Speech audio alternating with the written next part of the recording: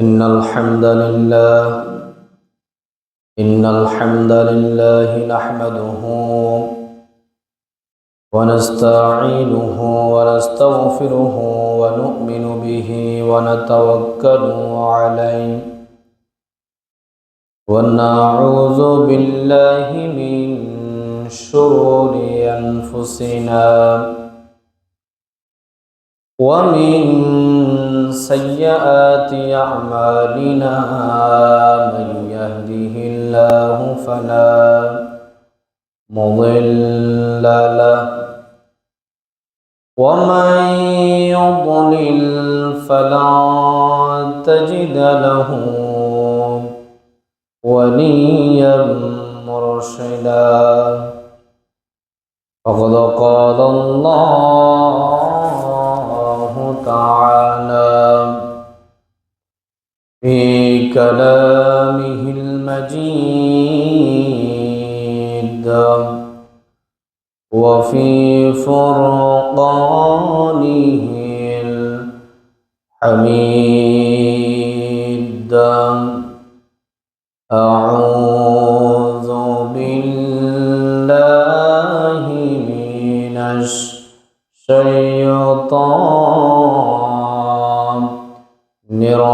الرجيم بسم الله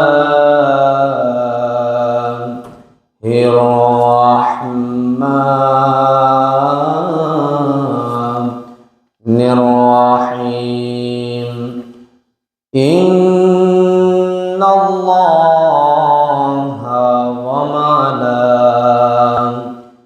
وملائكته يصلون على النبي يا أيها الذين آمنوا صلوا عليه وسلموا تسليما اللهم صل على سيدنا مولانا محمد وعلى آل سيدنا مولانا محمد ও মদিনার বুলবুলি কেমনে তোমায় রই ভুলি দিন কাটে আর রাত কাটে দূর বেদনার ফুল তুলি কেমনে তোমায় রই ভুলি আল্লাহুম্মা সাল্লি আলা সাইয়্যিদিনা মাওলানা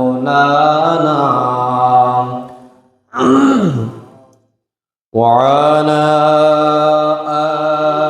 আলি সাইয়্যিদিনা مولانا محمد بلغ العلا بكماله كشف الدجى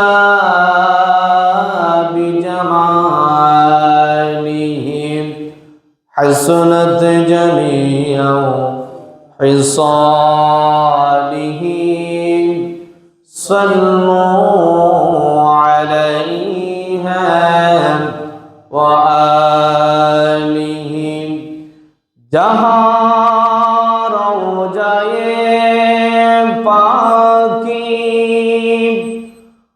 खैरुल्लाह है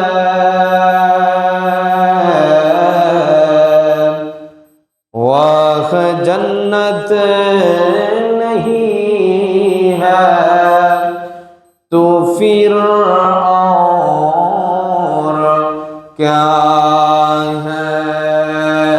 बलगल उला बिकमालिही कशफत दुजा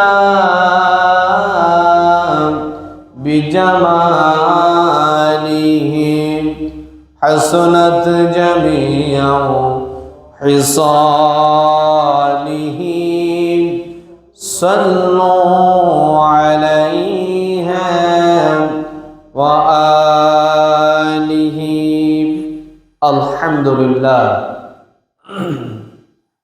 ঐতিহ্যবাহী চরপার্বতী মুন্সিবাড়ির দরজা জামা মসজিদে উপস্থিত অত্র মসজিদের দায়িত্বশীল বৃন্দ, আগত মুসল্লিয়ানে কেরাম, সপ্তাহের শ্রেষ্ঠ দিন পবিত্র জুমার দিনে আল্লাহ পাক সুবহানাহু ওয়া তাআলা আমাদেরকে মায়া করে, ভালোবেসে, মোহাব্বত করে আল্লাহর এই পবিত্র ঘর মসজিদে সবার আগে আগে আসা, আলোচনায় শামিল হওয়া তৌফিক দান করেছেন।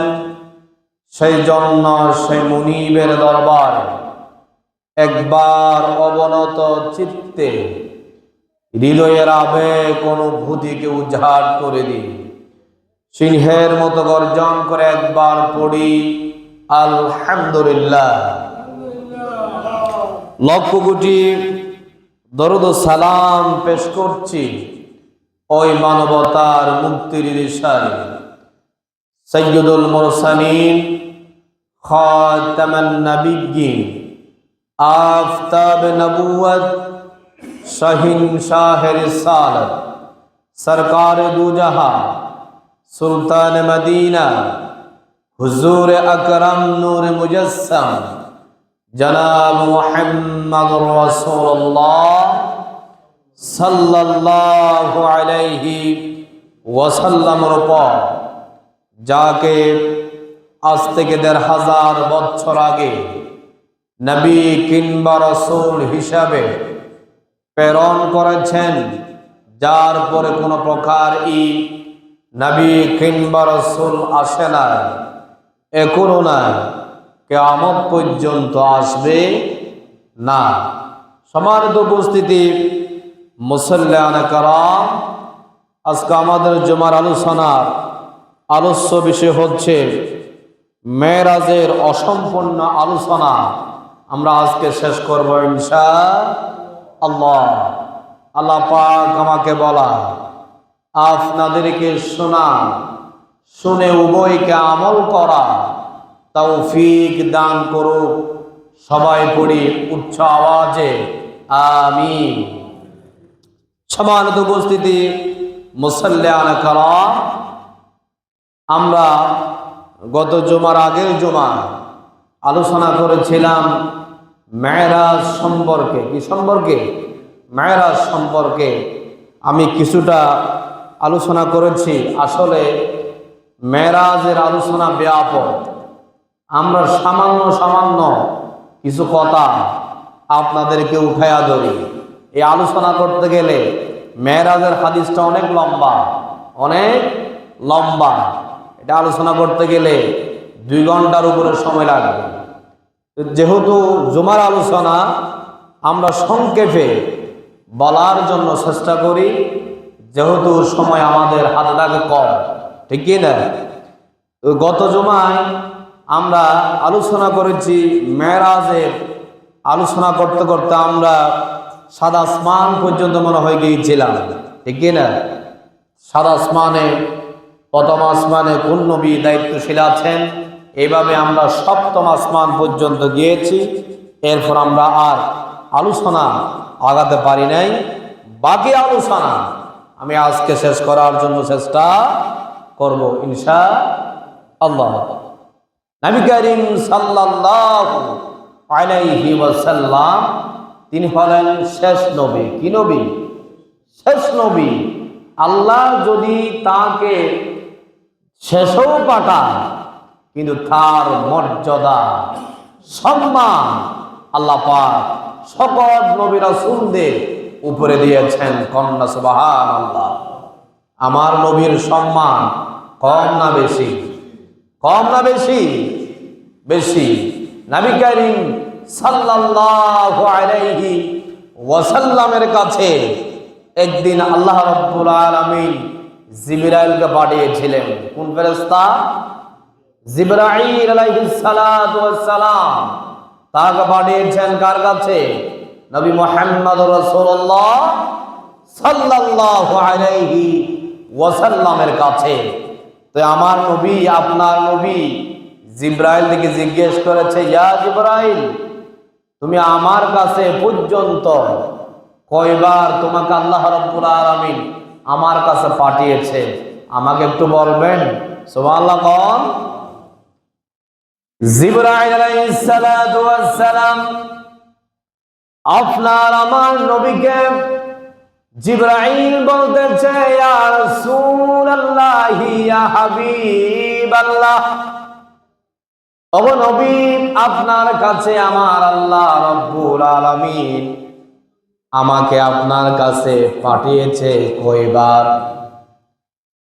বিভিন্ন নবীদের কাছে আমাকে পাঠিয়েছেন, কারো কাছে 10 বার, কারো কাছে 50 বার, কারো কাছে 100 বার, কারো কাছে আল্লাহ রাব্বুল আলামিন আমাকে পাঠিয়েছেন 200 বার, 300 বার। কিন্তু আপনি নবীর কাছে আমাকে আল্লাহ রাব্বুল আলামিন কতবার পাঠিয়েছে আমারও নির্দিষ্ট মনে নেই, কিন্তু আপনার কাছে আল্লাহ রাব্বুল আলামিন আমাকে 24,000 বারের অধিক পাঠিয়েছেন। সুবহানাল্লাহ। জিবরাইল বলছে, ইয়া রাসূলুল্লাহ, আপনার কাছে আমাকে 24,000 বারের অধিক পাঠিয়েছে, কিন্তু অন্যান্য নবীদের কাছে আমাকে পাঠিয়েছে একটা লিমিটের মাধ্যমে। কারো কাছে 100 বার, কারো কাছে 200 বার, কারো কাছে 500 বার। কিন্তু আপনি নবী মুহাম্মদ রাসূলুল্লাহ সাল্লাল্লাহু আলাইহি ওয়াসাল্লামের কাছে আমার আল্লাহ আমাকে 24,000 বারে অধিক পাঠিয়েছেন। কন্যা সুবহানাল্লাহ। জিবরাইল আলাইহিস সালাতু ওয়াস সালাম আমার আপনার নবী দ্বিতীয়বার আবারও প্রশ্ন করেছে, ইয়া জিবরাইল, ও জিবরাইল, তুমি কোথায় থাকো? তোমার স্থান কোথায়? প্রত্যেকটা মানুষের স্থান আছে না না? নির্দিষ্ট একটা স্থান আছে। আমার স্থায়ী বাড়ি হচ্ছে কক্সবাজার, আপনাদের স্থায়ী বাড়ি হচ্ছে নোয়াখালী। এইভাবে প্রত্যেকটা আল্লাহ রাব্বুল আলামিন ফেরেশতাকে এক এক জায়গার মধ্যে নিয়োজিত করেছে, তাদেরকে সেখানে নির্দিষ্ট স্থান করে দিয়েছেন। তোমার এখানে হচ্ছে তোমার নির্দিষ্ট জায়গা। জিবরাইল আলাইহিস সালাতু ওয়াস সালাম বলেছে, ইয়া রাসূলুল্লাহ, ইয়া হাবিবাল্লাহ, আমার বাড়ি হচ্ছে সিদরাতুল মুনতাহা। কোথায়? সিদরাতুল মুনতাহা হচ্ছে আমার বাড়ি, কিন্তু এই দুনিয়ার জমিন থেকে সিদরাতুল মুনতাহা পর্যন্ত আমার থেকে হাঁটা লাগে না। কি লাগে না? হাঁটা লাগে না। আমার একটা পা থাকে জমিনে, আর একটা পা থাকে সিদরাতুল মুনতাহা। সুবহানাল্লাহ। এবার বলেছে, ইয়া রাসূলুল্লাহ, ইয়া হাবিবাল্লাহ, আমি জিবরাইলের 600 ফাঁকা আছে। কয়টা? 600 পাখা আছে, কিন্তু আমার থেকে সব পাখা ব্যবহার করতে হয় না। আমার একটা হাত যখন আমি এভাবে করি, পৃথিবীর এক প্রান্তে চলে যায়। কোন দিকে? পৃথিবীর এক প্রান্তে চলে যায়। আরেকটা হাত যখন আমি এদিকে এভাবে লম্বা করে থাকি, আরেক প্রান্তে আমার হাত চলে যায়। কন্যা সুবহানাল্লাহ।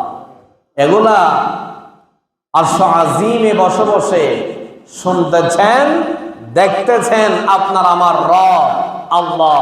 জোরে বলেন না সুবহানাল্লাহ। আমার আল্লাহ রাব্বুল আলামিন তার কাছে কথাটা শোনার পরে একটু খারাপ লেগেছে। ও জিবরাইল, তুমি কার সামনে বর্ণনা দিচ্ছ? তোমার পাওয়ার বেশি, তুমি এটা বোঝাতে চাচ্ছ? কে? জিবরাইল। কে? জিবরাইল। এরকম তো আমাদের মধ্যে কিছু মানুষ আছে, নিজের টাকা থাকলে, পয়সা থাকলে, শক্তি থাকলে সেই নিজেকে নিজে অনেক ফালোয়ান দাবি করে, আছে না? না, যখন 50 বছর 60 বছর যখন নিজের হায়াত থেকে কেটে যায়, তখন তার পাওয়ার চলে যায়, আছে না? আছে না? যুবক থাকতে কিন্তু মানুষকে মানুষের মতো গণনা করতো না, এমন লোক আছে না? নাই? আছে। কিন্তু আল্লাহ রাব্বুল আলামিন অহংকার পছন্দ করেন না। জিবরাইল যা বর্ণনা দিচ্ছেন, এটা শোনার পরে আল্লাহ রাব্বুল আলামিন থেকে জিবরাইল আল্লাহর নবীর সামনে অহংকার করেছে এরকম মনে হয়েছে। আল্লাহু আকবার বলবেন না? ও জিবরাইল, তুমি তো অহংকার করেছ, আমি আল্লাহকে সংকীর্ণ বানিয়ে দিয়েছ। তোমার একটা পা থাকে সিদরাতুল মুনতাহা, আরেকটা পা থাকে দুনিয়ার জমিনে। তোমার 600 ফাঁকা আছে, 600 ফাঁকা ব্যবহার করতে হয় না। একটা ফাঁকা যখন আপনি খুলে দেন, পৃথিবীর এক প্রান্তে চলে যা। আরেকটা ফাঁকা যখন আপনি খুলে দেন, পৃথিবীর আরেক প্রান্তে চলে যা। তাহলে তুমি তো আমার নবীর সামনে অহংকার করে দিলা, আর আমি আল্লাহকে তুমি সংকীর্ণ বানিয়ে ফেললা। কন্যা আল্লাহু আকবার। আল্লাহ রাব্বুল আলামিন বলে, জিবরাইল, তোমাকে আমি পরীক্ষায় ফেলবো, এদিকে আসো। তুমি জান্নাতে যাও। কোথায়? জান্নাতে যাও। জান্নাতে যাওয়ার পরে ও জিবরাইল, একটা তুমি গাছ দেখতে পাচ্ছ নি? দেখো। জিবরাইল বলতেছে, ও আল্লাহ, দেখতে পাচ্ছি একটা গাছ। এটা কি গাছ? ওই পরীক্ষা করতেছে, তোমার কাছে কত শক্তি আছে, আমি আল্লাহ আজকে কি করব? পরীক্ষা করব। জান্নাতের মধ্যে একটা গাছ আছে, সেখানে একটা ফল আছে। আল্লাহ বলছে, জিবরাইল, তুমি গিয়া ওই গাছ থেকে ওই ফলটা আমার জন্য নিয়ে আসো। সুবহানাল্লাহ। তখন জিবরাইল আলাইহিস সালাতু ওয়াস সালাম জান্নাতের মধ্যে ঢুকলাম। সেখানে যাওয়ার পরে জিবরাইল ওই জান্নাতের গাছের কাছে গেল। যাওয়ার পরে জিবরাইলের একটা পাকা ব্যবহার করলো, ওই ফলটা ধরতে পারে না। ওই ফলটা ধরতে পারে না। জিবরাইল 2টা ব্যবহার করেছে, 3টা ব্যবহার করেছে, এইরকম তার ফাঁকা 600 ফাঁকা ব্যবহার করেছে সেখানে। তারপরও ওই ফলটা জিবরাইল হাত দিয়ে ধরতে পারে নাই। কন্যা আল্লাহু আকবার। আল্লাহ বলছে, জিবরাইল, তুমি যে আমার নবীর সামনে গিয়ে তোমার শক্তির বাহাদুরি করতেছ, অহংকার করতেছ, তোমাকে সামান্য একটা আমি কাজ দিলাম, এটাও তুমি আমার জন্য ফলটা আনতে পারলে না, তুমি কিসের অহংকার করো? সুবহানাল্লাহ। এইরকম কিছু মানুষ আমাদের সমাজে আছে না নাই? অহংকার করে। আমি পায়ে হাত রেখে বলবো, অহংকার থেকে আমাদেরকে বিরত থাকতে হবে। জ্ঞানী হন, আপনি টাকাওয়ালা হন, আপনি পয়সাওয়ালা হন, আপনি বড় নেতা হন, অহংকার করা যাবে না। অহংকার হচ্ছে, অহংকার করলে হাদিসের মধ্যে আসছে আল্লাহ রাব্বুল আলামিনের চাদর নিয়ে টানাটানি করা। কন্যা নাউযু বিল্লাহ। এই জন্য আমরা অহংকার করব না। 1 নম্বর শিক্ষা। মেরাজের আলোচনা আমরা গত জুমায় করেছিলাম। আল্লাহ নবীকে আল্লাহ রাব্বুল আলামিন প্রথমে ইসরা করেছেন। ইসরা মানে হচ্ছে ভ্রমণ করা, মক্কা থেকে বাইতুল মুকাদ্দাস পর্যন্ত, এটাকে বলা হয় ইসরা। কি? ইসরা। সুবহানাল্লাযী আসরা। এই আসরা, এটা মানে হচ্ছে ভ্রমণ করা। মক্কা থেকে বাইতুল মুকাদ্দাস পর্যন্ত নবী করিম সাল্লাল্লাহু আলাইহি ওয়াসাল্লাম যে বুরাকের মাধ্যমে গিয়েছেন, এটাকে বলা হয় কি? ভ্রমণ, এটাকে বলা হয় ইসরা। কি বলা হয়? ইসরা। এরপরে আরশ আজিমে নিয়ে যাবেন, এটাকে বলা হয় মেরাজ। মেরাজ মানে হচ্ছে ঊর্ধ্বগমন। সুবহানাল্লাহ। মেরাজ মানে কি? ঊর্ধ্বগমন, উপর দিকে যাওয়া। আল্লাহর নবীকে আল্লাহ রাব্বুল আলামিন জিবরাইলের মাধ্যমে তাকে প্রথম আসমানে নিয়ে গেল। এরপরে সেখানে দেখা হলো কোন নবীর সাথে? কোন নবীর সাথে? আমি গত জুমার আগের জুমায় বলেছি, প্রথম আসমানের দায়িত্বশীল যে নবী আছে তার নাম কি? আমাদের সকলের আদি পিতা হযরতে আদম আলাইহিস সালাতু ওয়াস সালাম প্রথম আসমানে আছেন, ঠিক কি না? দ্বিতীয় আসমানে কে আছে? ইয়াহইয়া ঈসা আলাইহিস সালাতু ওয়াস সালাম। তৃতীয় আসমানে কে আছে?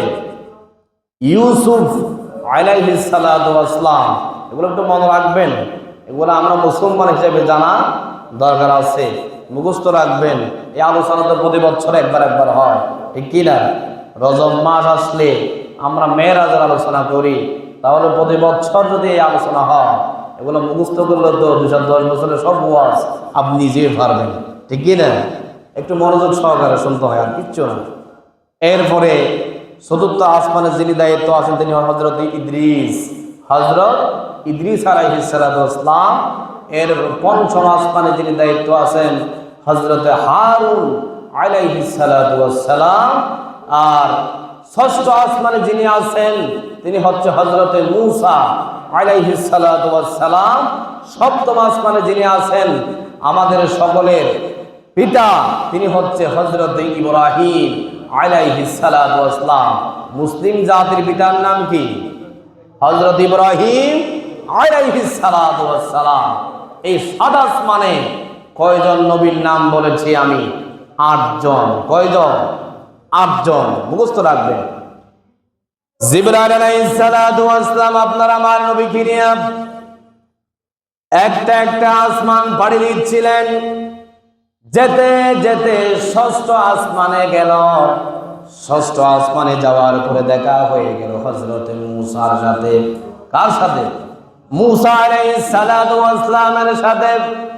মূসা আলাইহিস সালাতু ওয়াস সালামের সাথে যখন দেখা হলো, মূসা আলাইহিস সালাতু ওয়াস সালাম একেবারে কান্না করতেছিলেন।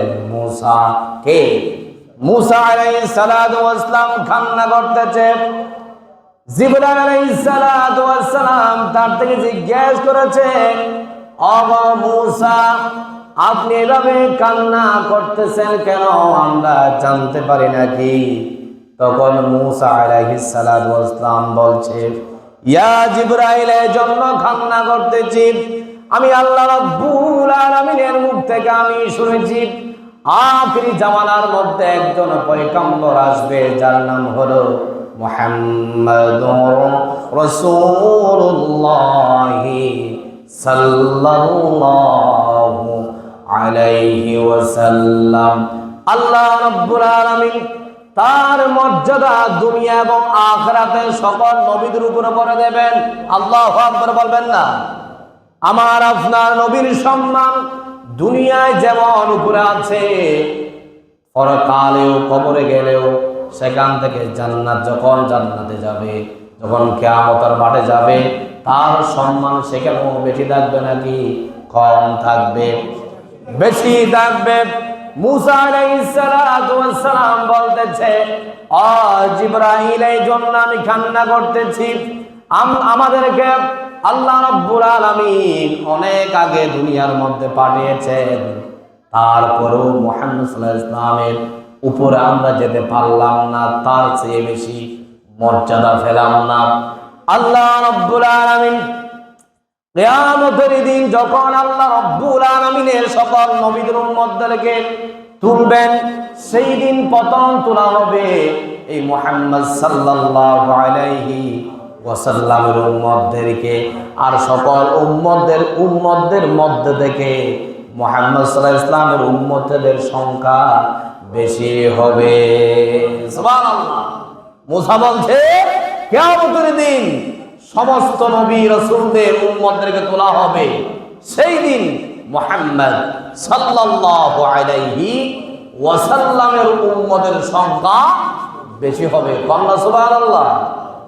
এরপরে বলে যে আমি আরো শুনেছি মুহাম্মদ সাল্লাল্লাহু আলাইহি ওয়াসাল্লাম তাকে দিয়ে আল্লাহ রাব্বুল আলামিন জান্নাত উদ্বোধন করবেন। আল্লাহু আকবার।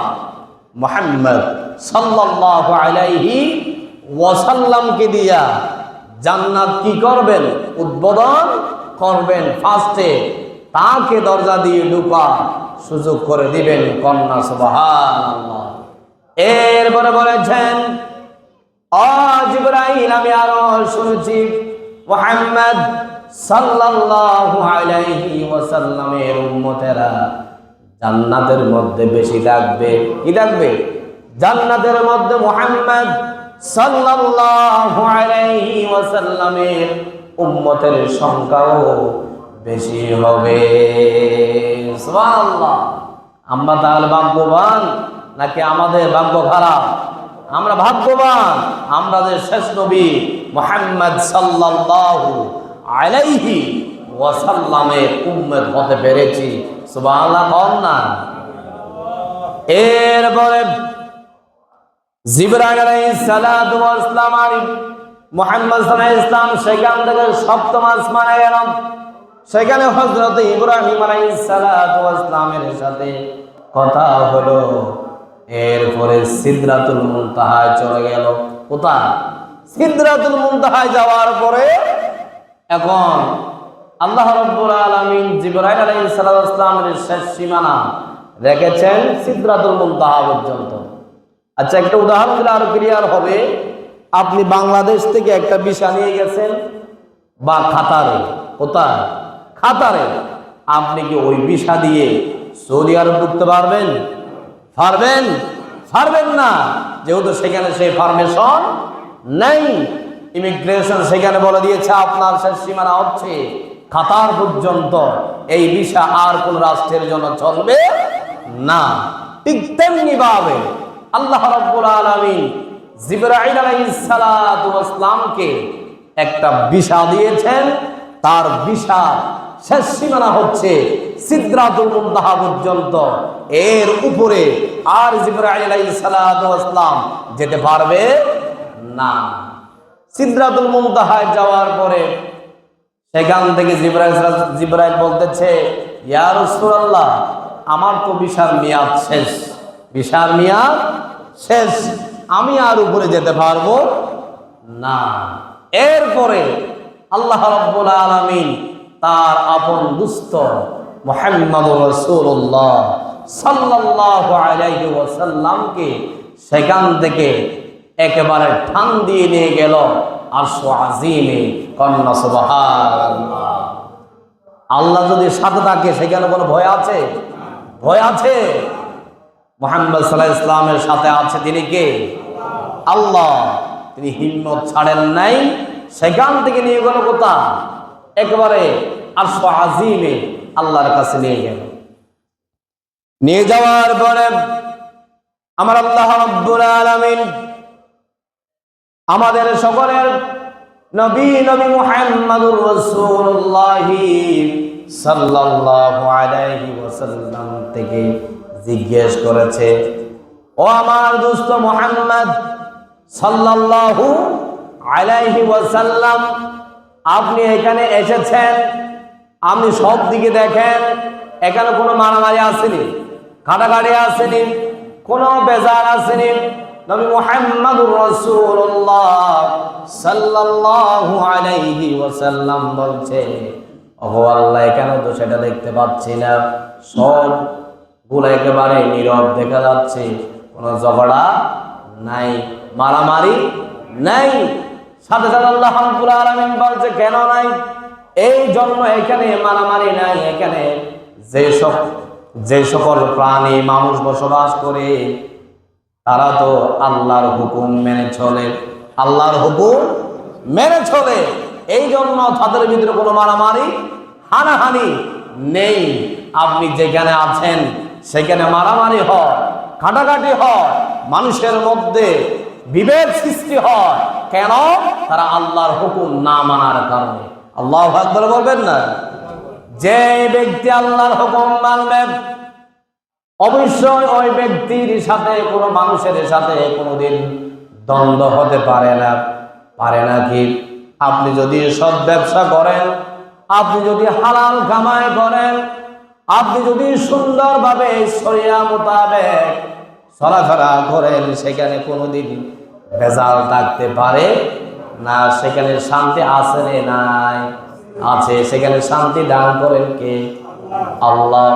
এই জন্য আমাদেরকে আল্লাহর হুকুম মতো, আল্লাহর যে গাইডলাইন বুক সেটা কোরআন, ওই কোরআন মতো আমাদেরকে আমাদের জীবনকে পরিচালনা করতে হবে। তাহলে মারামারি, হানাহানি এগুলো আর থাকবে না। এই শান্তির বাণী হচ্ছে কোরআন। শান্তির বাণী কি? কোরআন। কিছু মানুষ আছে ক্ষমতার লোভে, ক্ষমতার লোভে কোরআন কেউ মানতে চায় না। এরকম কাফের আছে না? আছে না? আমরা দেখতেছি। নাম বলার দরকার নাই। যাদের মোবাইল আছে তাদের হাতে সবগুলা একেবারে হাতের মুঠোর মধ্যে আমরা দেখি। প্রতি সেকেন্ডে দেখা যায় বাংলাদেশের অনেক মানুষ এই শুধু ক্ষমতার লোভে কোরআনকে মানতে চায় না, কোরআনের আয়াতকে স্বীকৃতি দিতে চায় না। এরকম নেতা আছে না?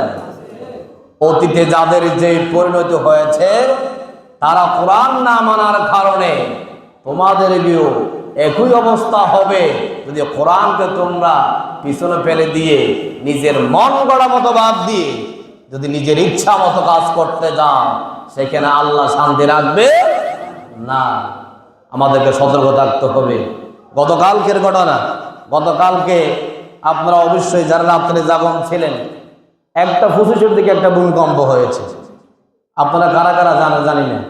আপনারা মনে হয় ঘুমাইছিলেন। আমি কালকে বাড়ি থেকে আসছি, ঘুম ধরতেছে না, প্রায় 2টা হয়ে গেছে, ঘুমও আসতেছে না।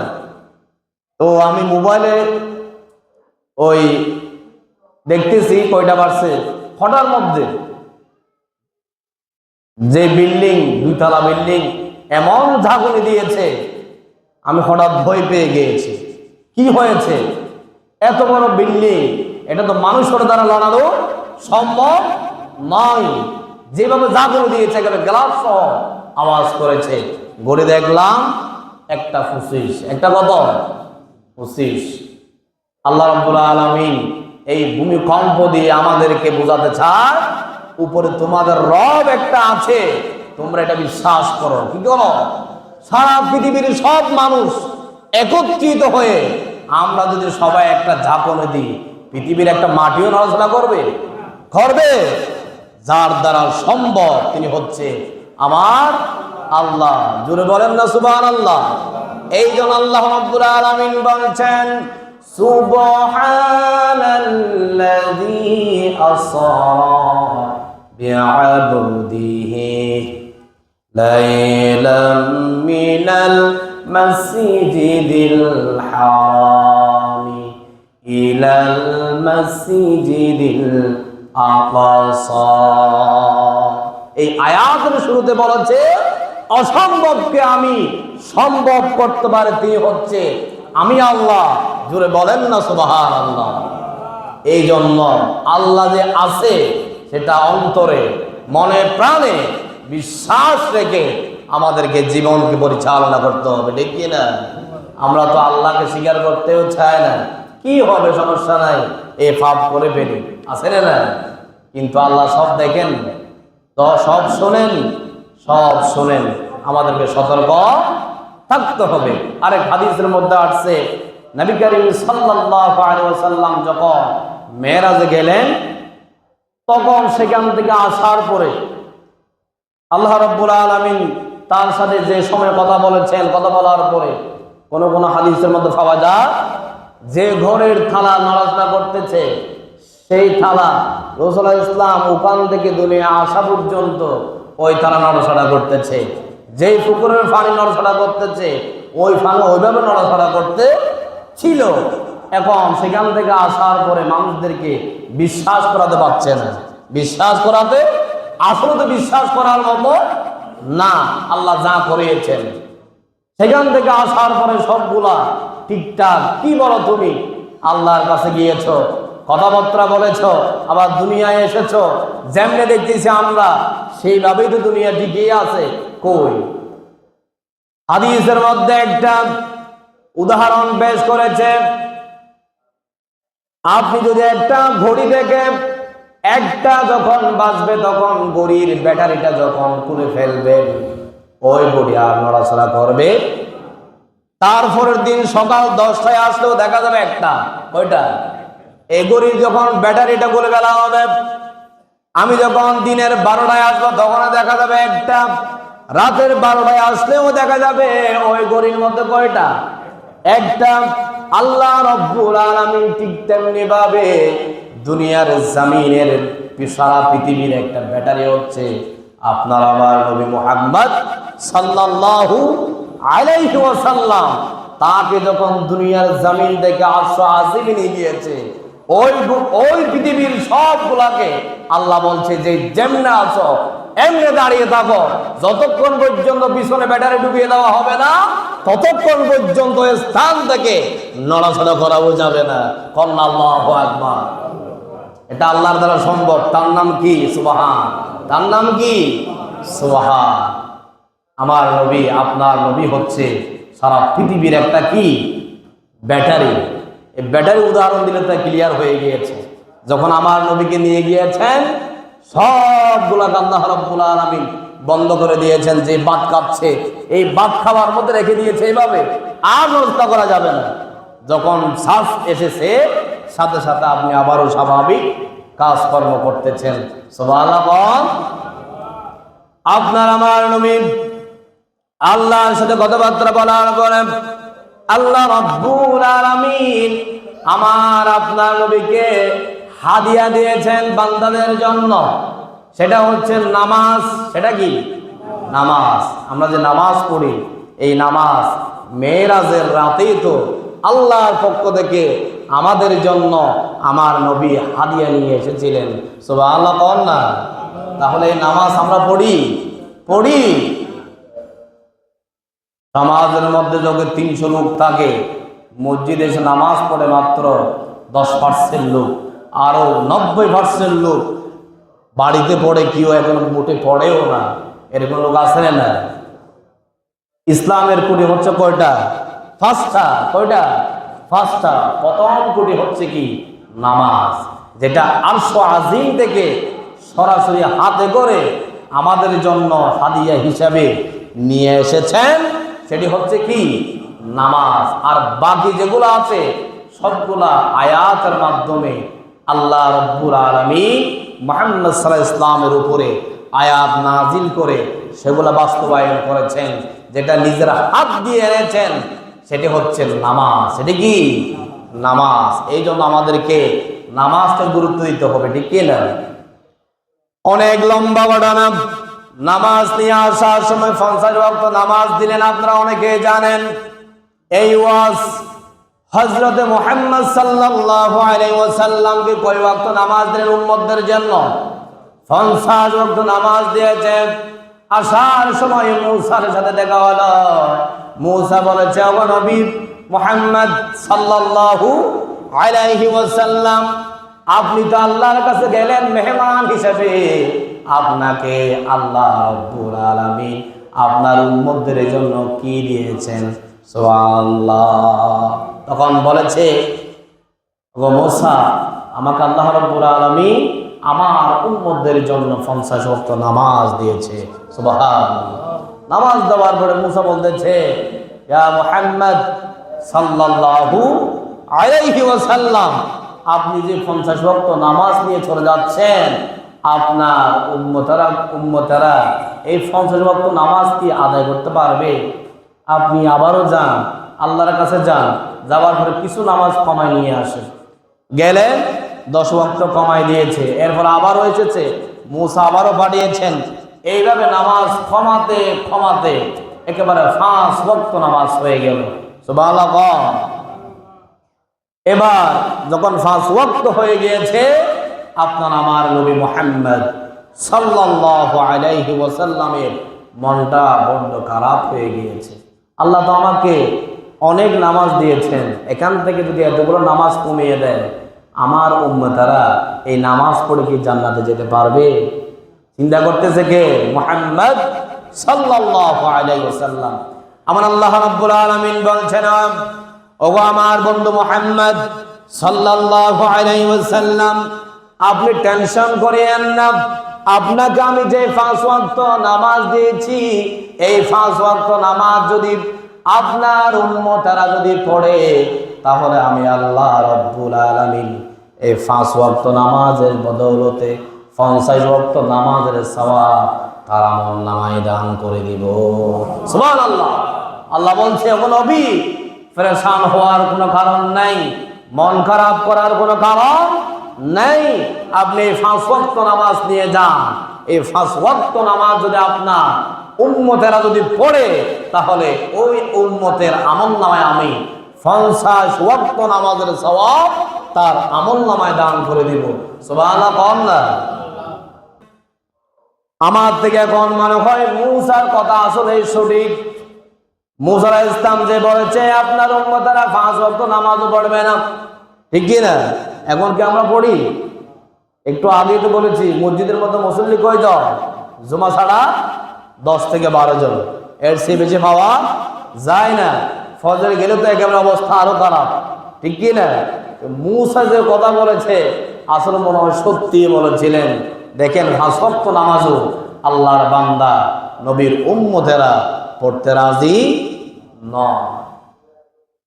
সেখান থেকে আসার পরে এবার নবী করিম সাল্লাল্লাহু আলাইহি ওয়াসাল্লামের চাচা আবু জাহেল, কে?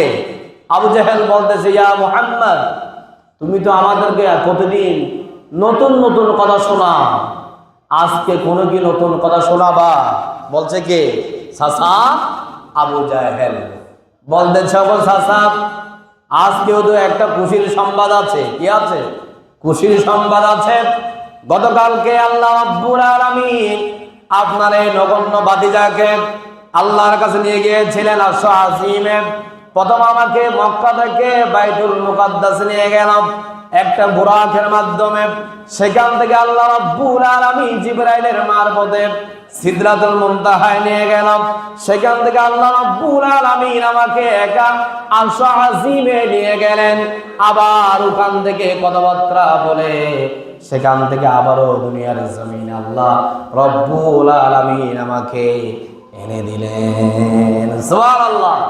একথা বলার পর বলছে, আবু জাহেল ভাতিজা, আগে বলছিলাম তুমি সুস্থ মানুষ, এখন মনে হয় তুমি পাগল হয়ে গেছো। নাউজুবিল্লাহ বলেন না? বলছে কে? চাচা। চাচা কি মুসলমান নাকি কাফের? কাফের। আবু জাহেল বলছে, ইয়া মুহাম্মদ, তুমি কি বলো? মক্কা থেকে বাইতুল মুকাদ্দাস যেতে লাগে 2 মাসের উপরে সময়। তুমি বলো আমি আজকে এখানে গেছি ওখানে গেছি। পাগল ছাড়া তো আর কেউ বলতে পারে না এই কথা। বুরাকের আর একটা বর্ণনা আসছে, বুরাকের দূরত্বটা কেমন ছিল? জিবরাইল আলাইহিস সালাতু ওয়াস সালাম বলছে, ওই বুরাকের দূরত্ব হচ্ছে, বুরাক যখন চোখ দিয়ে ওইদিকে তাকায়, ওই চোখ দিয়ে যেই পর্যন্ত শেষ সীমানা দেখা যায়, একটা কদমে সেখানে সরে যায়। সুবহানাল্লাহ না? তাহলে ওই বুরাকের গতি কি কম নাকি বেশি? বেশি। আপনি চোখে দেখেন এখান থেকে, আমাদের চোখ তো একেবারে পাওয়ার কমই, ওই বুরাকের পাওয়ার তো আরো বেশি। চোখ দিয়ে আপনি এখান থেকে যদি কোনো গাছপালা না থাকে, এখান থেকে তো ফেনিও একটু দেখা যাবে, ঠিক কি না? ওই বুরাকের একটা কদম চোখের পলক যেখানে শেষ হয় সেখানে গিয়া পড়ে। সুবহানাল্লাহ না? বলছে আবু জাহেল, ওগো আমার ভাতিজা, তোমার মনে হয় মাথা খারাপ হয়ে গিয়েছে, তুমি এগুলা কি বলো আমি কোনোদিন বিশ্বাস করি না। এই কথা আবু জাহেল আবার বলেছে হযরতে আবু বকর রাদিয়াল্লাহু তাআলা আনহুকে। আবু বকর বলছে, আবু জাহেল, মুহাম্মদ যদি একথা বলে থাকে এটা আসলে সত্যি। কন্যা সুবহানাল্লাহ। বলছে কে? আবু বকর রাদিয়াল্লাহু তাআলা। রাসূল সাল্লাল্লাহু আলাইহি ওয়াসাল্লামের কি? আবু বকর কি? শ্বশুর। কি? শ্বশুর। তার মেয়ে হযরত আয়েশা সিদ্দিকা রাদিয়াল্লাহু তাআলা আনহাকে বিয়ে করেছিলেন কে? মুহাম্মদ সাল্লাল্লাহু আলাইহি ওয়াসাল্লাম। আবু বকর আবু জেহেলের সাথে কথা বলার পরে মুহাম্মদ সাল্লাল্লাহু আলাইহি ওয়াসাল্লামের সামনে আসলো, আসাবে বলছে, হে আবু বকর, তুমি বিশ্বাস করো নাই আমি যে আমার সাথে আবু জেহেলকে যে কথা বলেছি? তখন আবু বকর বলেছে, ইয়া মুহাম্মদ, আপনার পবিত্র জবান দিয়া যে কথা বের হয়েছে এই কথা কোনোদিন মিথ্যা হতে পারে না। কাফেরের বাচ্চা আর মুনাফিকের বাচ্চা তারা মিথ্যা প্রমাণিত করতে পারে, কিন্তু একজন ইমানদার ব্যক্তি কোনোদিন এটাকে মিথ্যা প্রমাণিত করতে পারে না। সুবহানাল্লাহ। তখন সাথে সাথে মুহাম্মদ সাল্লাল্লাহু আলাইহি ওয়াসাল্লাম আবু বকরকে একটা উপাধি দিয়েছিলেন, সেটার নাম হচ্ছে সিদ্দিক। সুবহানাল্লাহ, সত্যবাদী। সিদ্দিক উপাধি দিয়েছিলেন কাকে? হযরতে আবু বকর রাদিয়াল্লাহু তাআলা আনহুকে। সুবহানাল্লাহ বলেন না। মুহাম্মদ সাল্লাল্লাহু আলাইহি ওয়াসাল্লাম কোনোদিন কি মন গড়া কথা বলে? এ কথা আপনারা শুনেছেন? মুহাম্মদ সাল্লাল্লাহু আলাইহি ওয়াসাল্লাম যা বলে সরাসরি আল্লাহ যা বলায় তিনি তা বলেন। সুবহানাল্লাহ। এই মেরাজের ঘটনা অনেকে বিশ্বাস করতে চায় না। যার ভিতরে ইমানের ঘাটতি আছে সেই বিশ্বাস না করতে পারে।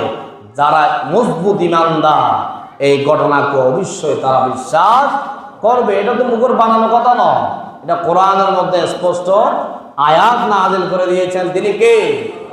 আল্লাহ। সেখান থেকে আসার সময় আমার আপনার নবীকে 14টা কর্মসূচি হাতে দিয়েছিলেন। কয়টা? 14টা। এই 14টা কর্মসূচি আলোচনা আমি আগামী জুমায় করব। আজকে করতে গেলে হবে না, সময় শেষ, বিষ হয়ে গিয়েছে। 14টা কর্মসূচির রেফারেন্স দিয়ে বলতে গেলে আবারও লাগবে 40 মিনিট। কয় মিনিট? 40 মিনিট। এই 14টা কর্মসূচি থেকে অনেক শিক্ষা আছে আপনার জন্য, আমার জন্য। আগামী জুমায় বলি ইনশাআল্লাহ। আল্লাহ পাক আমাকে বলা আপনাদেরকে শোনা আমল করার তৌফিক দান করুন। সবাই পড়ে আমিন। ওয়া মা তৌফিকি ইল্লা বিল্লাহ। আসসালামু আলাইকুম ওয়া রাহমাতুল্লাহি ওয়া বারাকাতুহু।